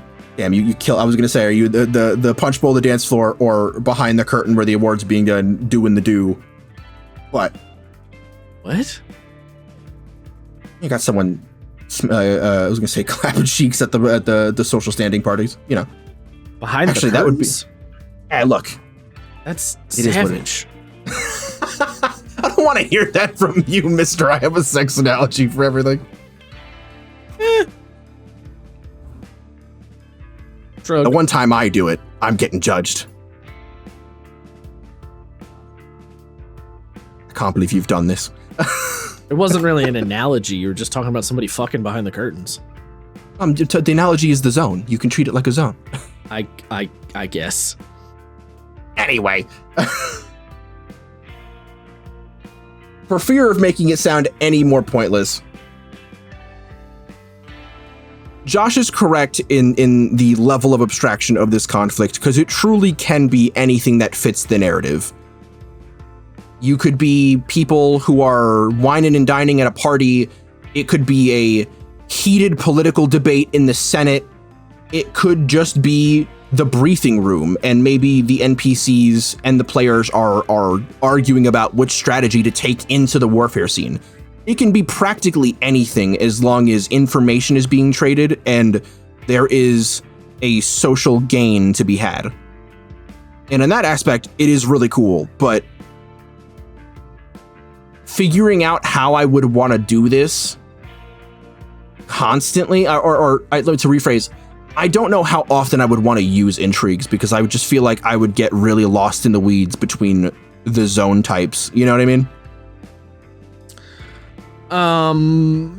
Yeah, I mean, I think it's just a case of getting used to it, right? Like, it feels weird until you play with it a few times, and then eventually you get to the point where you're like, now I have some ideas for how I could use this. You know? Yeah, that's true. Yeah, I mean, familiarity definitely will be doing the lion's share of the work there. Because what happens is you'll say to yourself, okay, I'm gonna only use the most basic version of every kind of conflict. So I'm gonna do a very simple skirmish in a contained area. I'm gonna do an intrigue scene that's a party. I'm gonna do a warfare scene that's only like a couple of infantry units. You know, I'll do a duel where the only thing the characters have is a knife, right? I'll do an espionage where somebody's breaking in. You'll do the most simple version of all of them. And then if you do that a few times, you'll be like, all right, well, now I'm getting bored because I've done this a bunch of times. How do I start making this more complicated or more interesting? And that's where you start adding in, you know, zones are people, or you start drastically dilating the time and space between characters, or you start doing the espionage thing where it's somebody trying to like clandestinely move around a city over a long period of time. I think that's the other thing that kind of occurred to me talking about intrigue. I thought about it in relation to intrigue, but it could definitely, I think, apply to pretty much all of the other conflicts except dueling, really. The book doesn't mention it, but you could really play with time dilation. It's not time dilation, but you could play with the time between events quite drastically with this system, because a turn does not account for any amount of time, right? So you could have an intrigue conflict that in game time lasts a week. And what that intrigue conflict is your diplomat player going from this one party that this one house is having and chatting people up, and then moving to another party and chatting people up, and then moving to a marketplace, a bazaar, and having a chat with a couple of merchants and figuring out what they learned from there. And, oh, do you know this guy? I was just talking to him a couple days ago at a party. And like, you could dilate it over, you know, a week's worth of time, but it's one conflict, because there's nothing saying it all has to take place in the same day or same short span of time, right? Or like espionage could be several days of a person like living on, you know, let's say they're living in Harco Village for like 4 days. And what they're doing is trying to clandestinely move around Harco Village, looking for specific people and trying to not be seen by the local guards and the local security and stuff like that, right? So that idea of moving the time scale in and out, I think can also help with the weirdness. Because if you think about an intrigue scene that takes a week, right? And the player goes, all right, well, on the first day, I move to the Atreides party zone. On the second day, I'm going to go to the House Molinetsi zone and deal with them. On the third day, I'm going to go back to the Atreides zone and do this, right? And fictionally, the character's bouncing around to different groups and hanging out with different people over a week. Mechanically, you're moving around in zones. That would be really complex. No, yeah, I get it. I could see that being super interesting, but here's the thing: mechanically, it's I have added no complexity at all. It's just fictionally, we're just saying this takes place over a very long span of time. Right, but would you not run into a situation where you go, okay, well, you know, like, all right, so I'm spending this day with, House Morlaix. You can't, assuming you're taking time into account, you can't shift back if you've already assigned the full day of time. You know what I mean? Like, I could see that getting... you can if you just say that the zone is the people, then you can. Oh, I'm going to hang out with House Morlaix for the day. 2 days go by, which is to say 2 turns. On turn number 4, which is the 4th day of the week, I'm going to go back to the House Morlaix zone, which is me just going back to those people. And they might, the House Morlaix zone, the people might not be in the same physical location. You might have talked to them on Arakeen one day, and then you're meeting them out on the spice fields in Arrakis another day. But the thing that the zone is the people, it's the house, right? It's not the physical location. So the physical location can fictionally move. But the mechanic is still, the mechanic is the zone mechanic, the mechanical thing has not changed because the zone the zone the GM established is the house. Right. So I think I'm actually, now that I'm thinking about it more, I think that's probably where I would really start to use intrigue stuff, is that idea of covering a wide span of time, like a kind of extended mission of trying to talk to lots of different people and move around and wheel and deal a whole bunch. I mean, honestly, if you think about their example of 2 merchants on different planets, if you think about those 2 merchants are juking and jiving each other over the course of a month, then that idea of the zones being the 2 different planets makes a lot more sense, right? It's true, it would. I kind of answered my own question. I think I would use intrigue a lot, not necessarily for external social situations, but almost like a codification of internal conflicts. Maybe you're having an intrigue within the house. Maybe the Mentat wants to assassinate a member of House Harkonnen, but the War Master's like, no, don't do that because we don't have the resources for that, and you can have some fun interplay between... The zones become bouncing between the people who disagree with each other. Yeah, I could see that being kind of cool if you bring it... I like the idea of bringing it to a smaller scale. Smaller scale being kind of relative here, but you know what I mean. Yes. Well, yeah, I mean, it's relative. But that's the thing, is you can zoom in and out like infinitely, basically. Yeah, you can. Right, there's no limit to how much you zoom in and out, and there's no limit to how often you zoom in and out. Also true. So, yeah, it's actually weird now that I'm thinking about it. It's kind of odd that they never brought up playing with time, right? Like, they don't mention that anywhere in the conflict thing, I don't think. No, they don't. But they reference that it could be a thing happening with the example of you could be doing something on another planet where it presumes that things are happening kind of at the same time, but not really. Yeah, you know what I mean? Yeah. I feel like that could have been helpful information for them to be like, by the way, a conflict doesn't all have to happen within a day. Because if you think about their example, going back to the merchants on 2 different planets, if you think about that as something that has to happen in a singular day, you're like, well, how does that make sense? But if you think about it over something that happens over the length of a month, you're like, oh, well, I can see how that would work, right? Yeah. Yeah, I mean, the more honest, the more we talk about it, the more I think about it, the more potential ideas I'm concocting. So, which is good. That's what you want out of a rule set. It's true.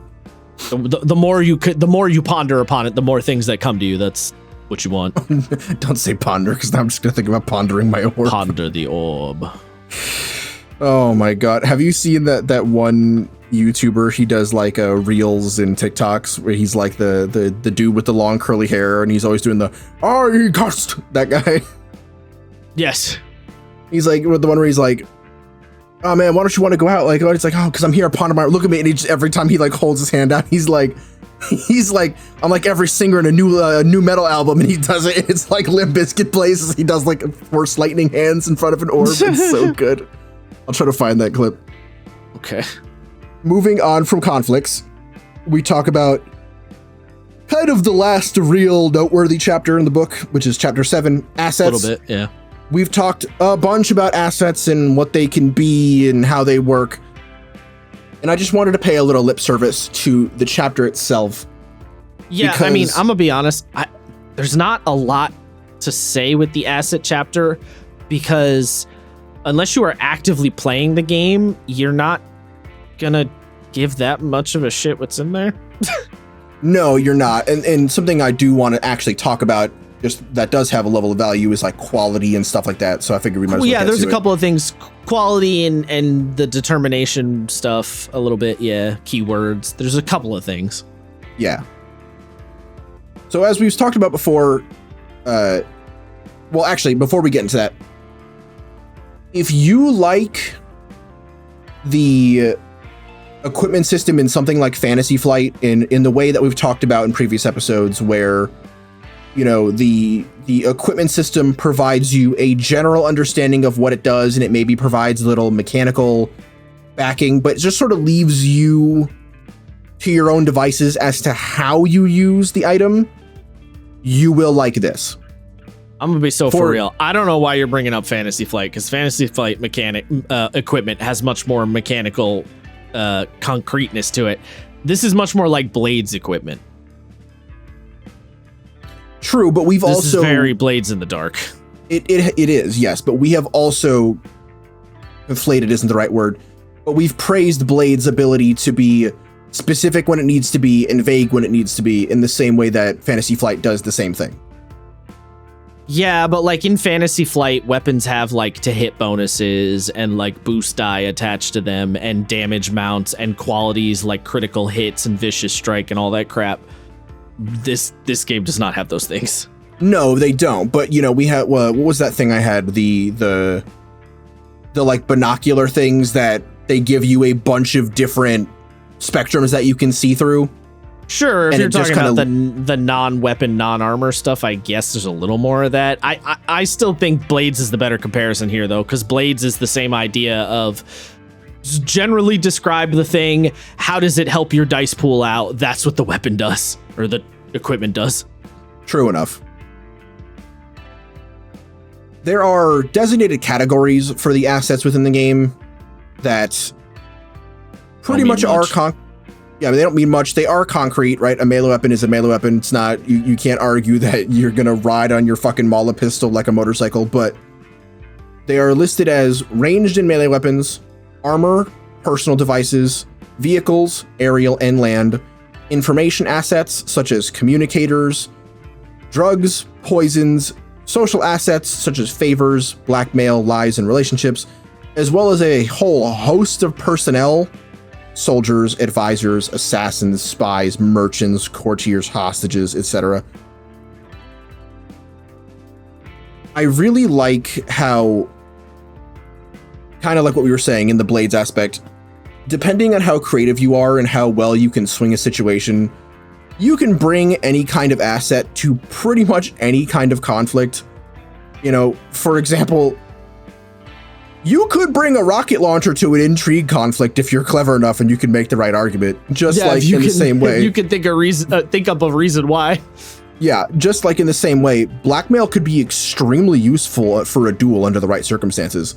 Like in the latter example, because that's a little easier to explain, you could pull the Azula from Avatar and say, oh, I have blackmail on this person. I know that they, had a leg injury in a recent battle and they are weaker on their right side. And that would be totally valid. It would just turn into, you could use it to create a trait that would just say weak on right side. So that's kind of neat. Or it would be it'd be like bad leg, and then bad leg or and then anytime what am I trying to say? Anytime bad leg would be relevant, boom bang boom. Yeah. Oh god, can you imagine if you hit him with just one of the dirty it's like, I'm gonna create a trait. What trait are you gonna give Gurney Halleck? I give him sciatica. You're like, oh no, not sciatica. And then the GM uses threat to counter your threat, or uses their threat to counter your trait by saying Gurney took his ibuprofen this morning. Gurney's good. He has some naproxen. Oh god, that'd be awesome. As a part of this, each asset, along with its name, comes with a series of keywords that explain how it can apply potentially, not exclusively. The game describes that assets in this way are effectively just more complex traits, and the keywords assist in how, when and where they can shift the difficulty or possibility in or out of your favor. So to give a quick example, let me just go to the assets section of the book, and we will scrolling. So if we look at the still suit, says these full body suits essentially are essential for survival on Arrakis outside the cities. Their primary function is to preserve the body's moisture by absorbing sweat, urine, and other bodily fluids. As an asset, an operable still suit allows the wearer to function for weeks in the desert by collecting water as it is lost by the body. Each still suit is finely crafted, yada yada. Keywords: Arrakis, Fremen, and survival. So, if you are on Arrakis, the still suit will probably assist you in some way, shape, or form. Even as something as simple as knowing how to put your still suit on might ingratiate you a little bit to Fremen society, because they, they won't see you as a tourist, for lack of a better phrase. But it could also be super helpful to you in a survival situation, assuming you get dumped in the middle of the deep desert, and now you have to go on a little adventure like Paul does in the books. This is kind of what I was talking about when I brought up the Star Wars thing. Like, that specific stuff, it does give you like a real mechanical advantage, and then you can sort of play with it with the keywords. Yeah, but I mean, Blades does that too. Does it? Yeah. It's been a while since I read Blades. Can you give me an example? Blades has like an example like the still suit? Like the keywords, I mean. Does it give you, like, Fantasy Flight doesn't do keywords, but it has a similar sort of way to use the gear in a way that is kind of multifaceted. I mean, if you're fishing for the multifaceted part specifically, maybe not, but I mean, Blades, I don't think that they do, they don't phrase them as keywords, but like, you will get a description of what the item is, and that will inform you as to what you can do with it specifically. Like, in Blades, if you have, my brain's really. The only thing I can think of for Blades is the Hunter one, where it's like you have a finely crafted rifle, where it's like, oh, maybe I can make a shot I might not be able to otherwise because it's finely crafted. You know what I mean? Well, the finely crafted thing is like the quality in this game. It's sort of it can up your die pool or increase your effect in Blades. Mm-hmm. And also there's the tiers thing. So finely crafted. If a weapon is tier 0 but it's finely crafted, then it becomes tier 1. So you automatically get another. I think that stages up your effect if somebody is tiered below you. Oh, but okay. there is also I'm trying to find the bit I'm talking about in the PDF as I'm talking, and I cannot, of course I can't fucking find it. But like the equipment, because you remember the way it is in Blades is that the equipment is on the character sheet, and you pull up. Hold on, I want to try and get to a specific. Why is my? Oh, that's why. I had my num lock off. I was like, why is my numpad not working?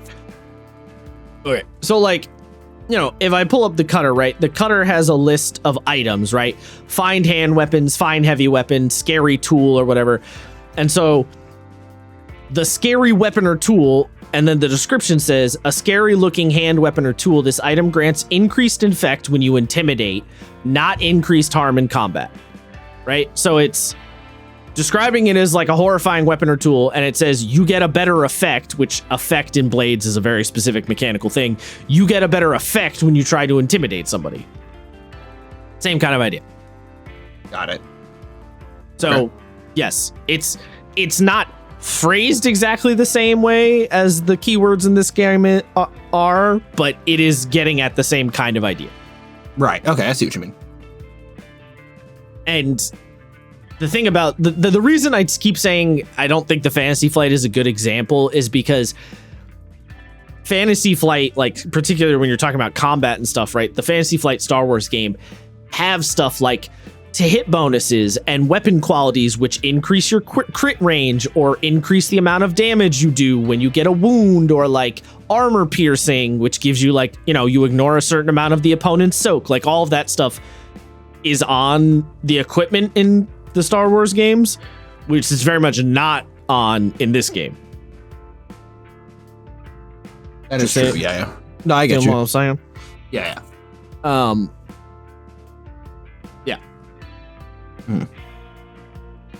To your point of having, bespoke qualities, we've kind of talked about this in the previous episode. Every asset in the game comes with its own innate quality level, which starts at 0 and increases to a maximum of 4. Quality in the tangible asset sense describes how well crafted or maintained an item is.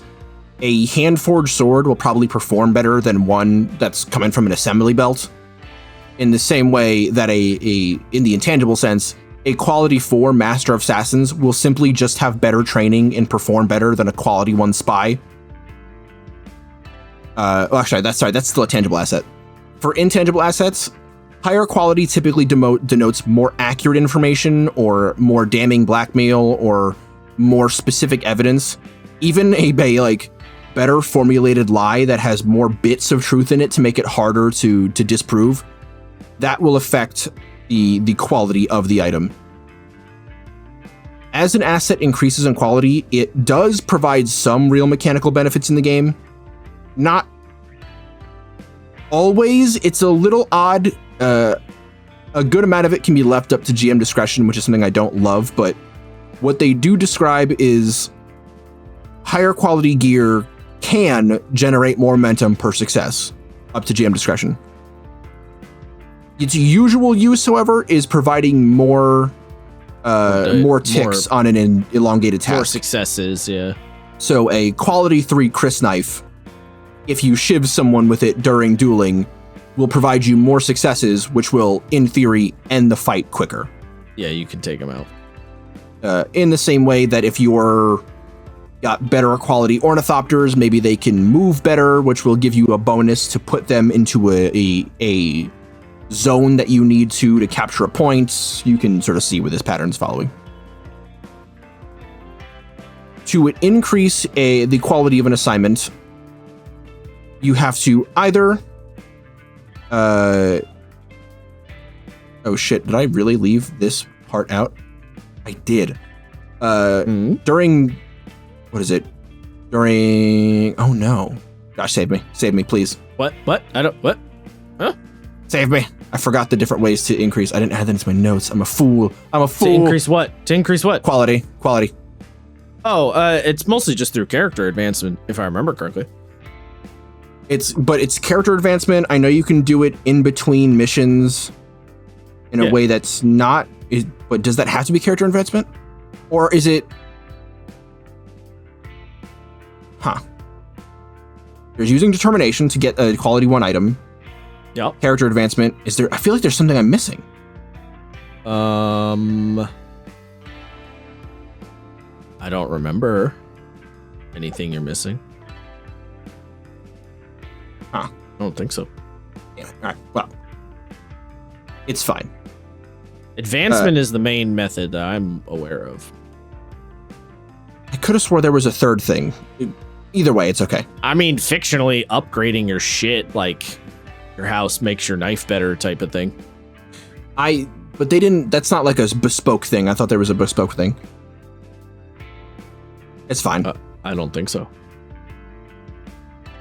To cap off the assets chapter, it's worth mentioning that at any given time, each character can only have 5 total permanent assets on their character. If you come to a point where you have more than that, you will either have to abandon one of your assets, which is to say, if you have to leave your gun behind because you just got a new ornithopter and it can't fit, then it is what it is. After an adventure, you can choose to get rid of a certain number of your assets to make room for new ones.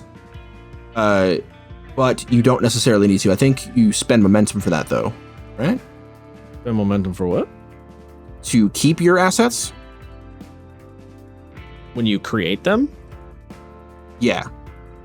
So you can, right? You spend 2 to keep it, right? Yeah. Okay. Yeah. All right.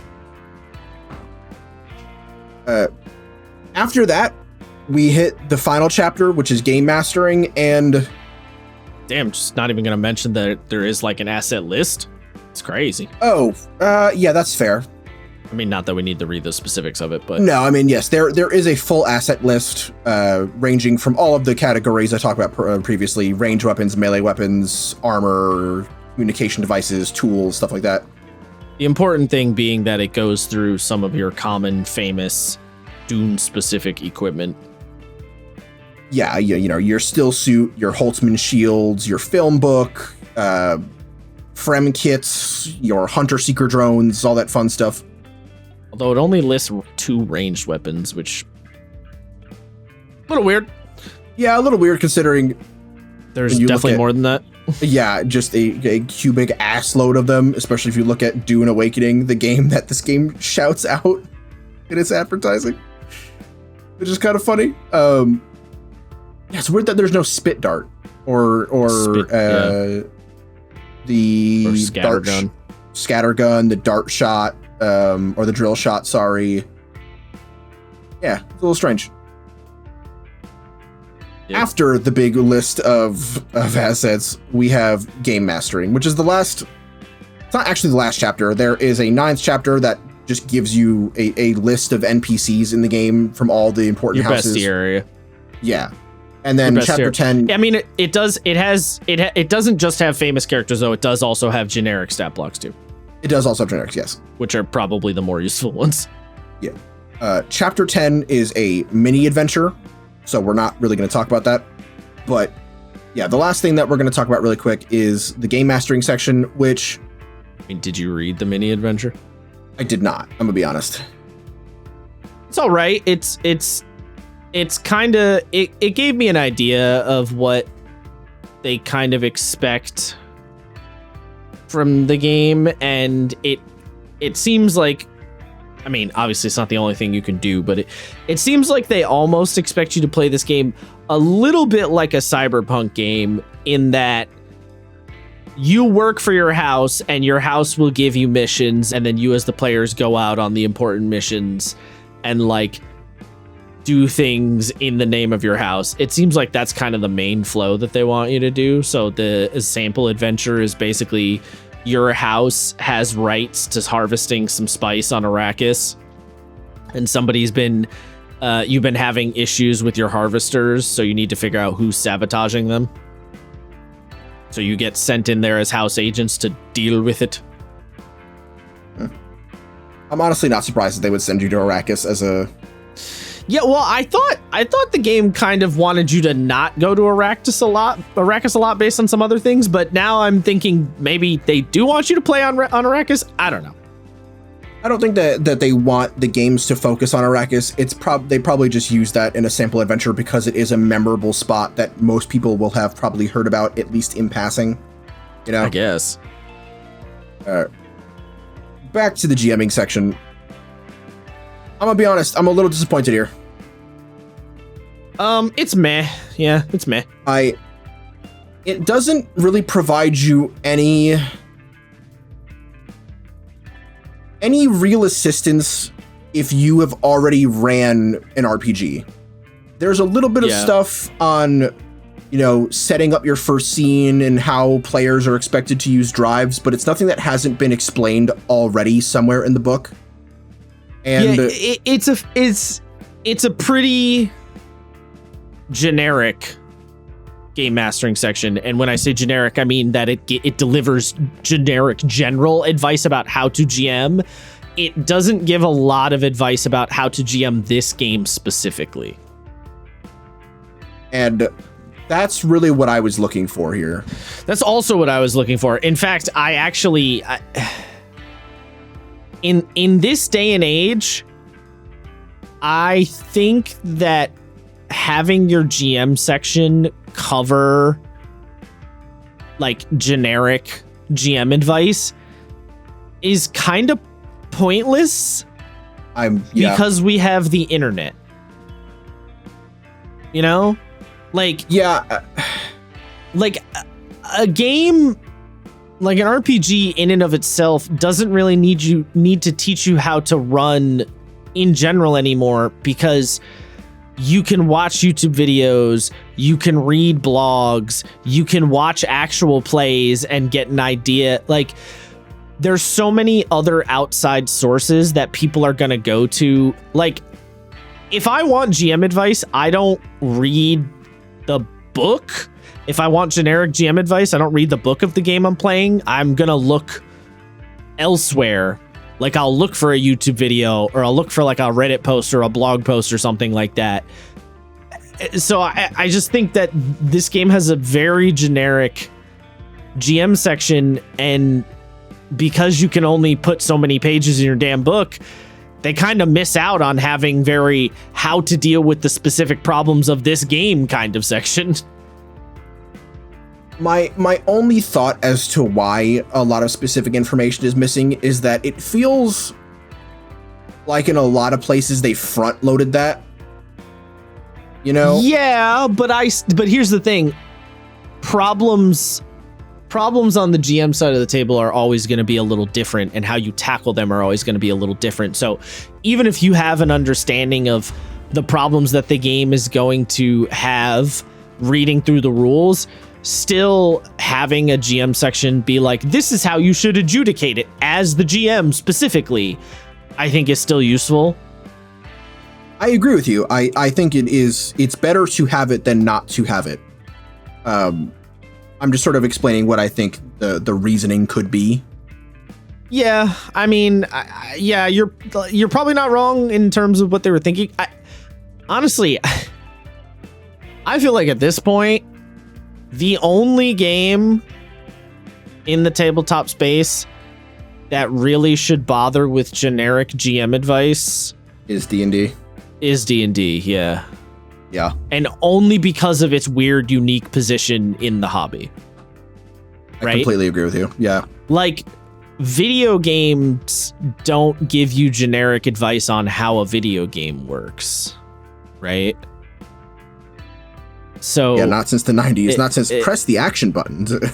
Yeah, well, and even then, that wasn't even necessarily that generic of advice. Like, it's still... I mean, you're right that tutorials have changed, but it still wasn't even that generic. It wasn't like they tell you what the R3 button is, True. And so, yeah, I think D&D is really the only game that should do that. And so, yeah, the GM section feels ultimately superfluous in this game. Extremely. Which is annoying. Although if you count...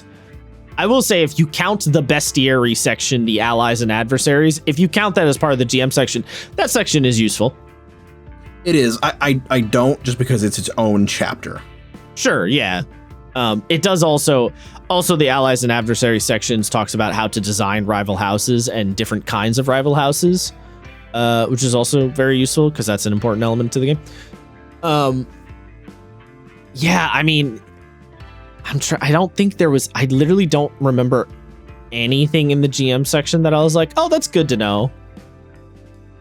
Like, I mean, they even tell you, like, some of the stuff in the GM section is like how to schedule your game, what the difference between a long and a short-term campaign is. Yeah. Like really baseline shit. And then even in the adventure, when it talks about creating adventure, I was like, oh, okay. The creating adventure section is going to be really helpful because it's going to say what kind of adventures do we expect you to run in this game. And like, no, it just kind of gives you very broad general advice on how to create an adventure that you could apply to pretty much any game. Like nothing about the creating adventure section is specifically adventures in this game. It's just the idea of adventures in general. Right. I mean, I literally in the section called, just to give you all listening an idea here, in the section that says setting up a game, there's a part of that first section that says finding a group to play with. And then it says real life friends, online, friendly local game store, Dune fans. And it's literally telling you how to find people who want to play the game. Is like, that what? Part made me a little mad, dude. That was so pointless. It's useless information. It's useless. It's completely useless. Fucking like.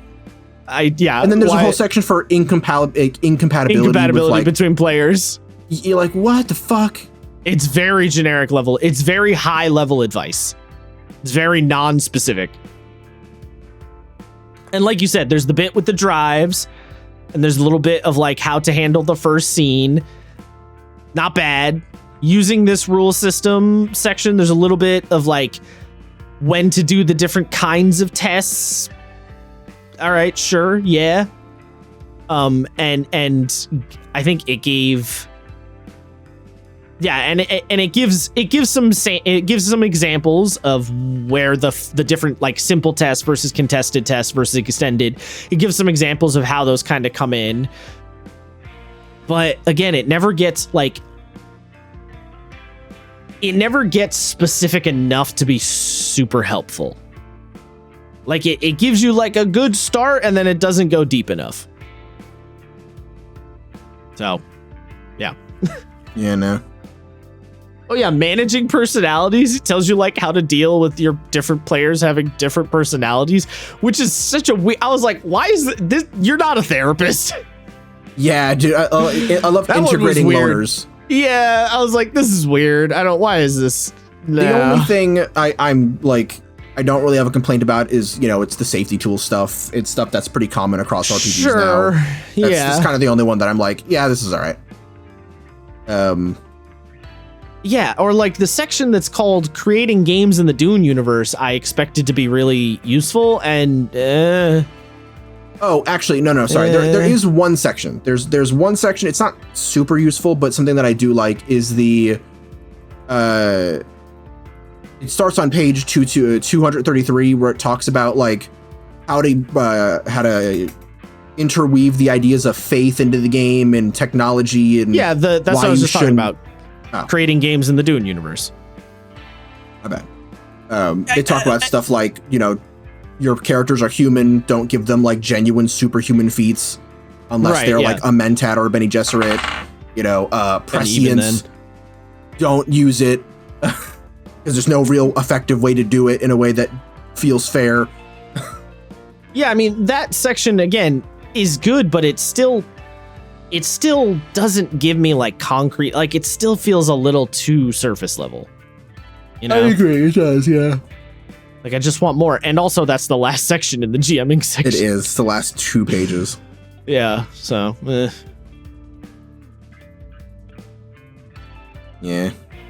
But also, here's the thing. I'm gonna be so for real. A lot of games have bad GMing sections, so They do. Look, the rules for this game, for the most part, were far exceeded my expectations. Yeah. So I sort of expected this to do the same.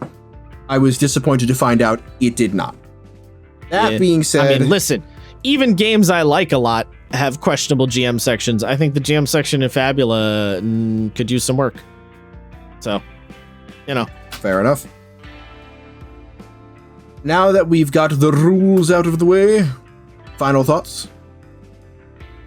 I mean, I think I glazed this game the last 2 episodes enough. I like this game a lot, so I like a lot of the shit it's doing, and it pleasantly surprised me because I kind of expected it to be generic, kind of D&D-esque generic vibes. 5D. You expected it to be Dark Souls, the tabletop role-playing game?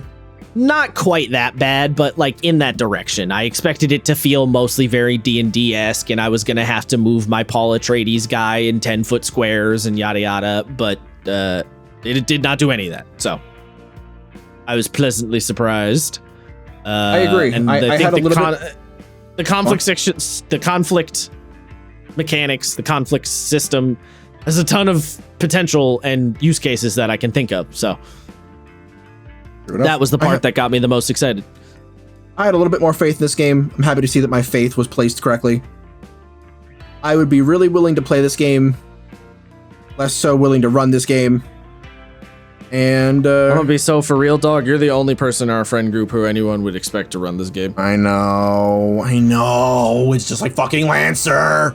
Nobody else is deep enough on the Dune sauce to be ready to run this. Ardell could do it. He could, I guess, yeah. Actually, I have been slowly stoking Sam's intrigue in Dune. Maybe I can just gaslight Sam into doing it. Into running a Dune game, that's fine. I think I could do it. It's possible. That, and the next time I go to New York, I'll just sit Paladin down and make him watch all of the Dune media. It'll be like the Clockwork Orange, just gonna hold his eyes open. Including the David Lynch movie. Absolutely, the David Lynch movie. How could I not have him watch, can't remember the actor's name, saying weird funny words into his mouth microphone or his neck microphone and blowing shit up with his brain. Yes. Because desert kung fu is stupid. Yeah, desert kung fu is stupid. Voice laser gun is cool. Yeah. Fucking For some David Lynch. reason. I honestly feel like he did that because he just didn't want to have to try and explain or depict the weirding way because it's so odd. I agree. That probably is what it is because every depiction of the weirding way in media is really funny. You should watch the Dune miniseries from the History Channel. Villeneuve didn't even try, dog. No, they were like weirding way, some cool backflips. That's it. Yeah, we're not even gonna make an attempt. Yeah, I like that Stilgar's like, you know the weirding way. You're a weirding woman. Yeah. No explanation as to what the fuck that actually is. That's it. That's all he's got to say on it. Yeah, just 2 sentences on it. Nice job, Denis. Thanks, bud. Yeah, that's us. Come around next time for whatever the fuck we decide to talk about. Please, God, don't make me read anything else for a little while. What if I make you read something a little short and quick? What were you thinking? I want to spoil it. Oh, yeah, alright. Okay, fine. That's been us. This is Sessions Canceled. Follow us on your social media fucking platform of choice. We'll catch you later. Also, donate to the coffee. Brett needs a new bed for the Gamer Dungeon. Bye.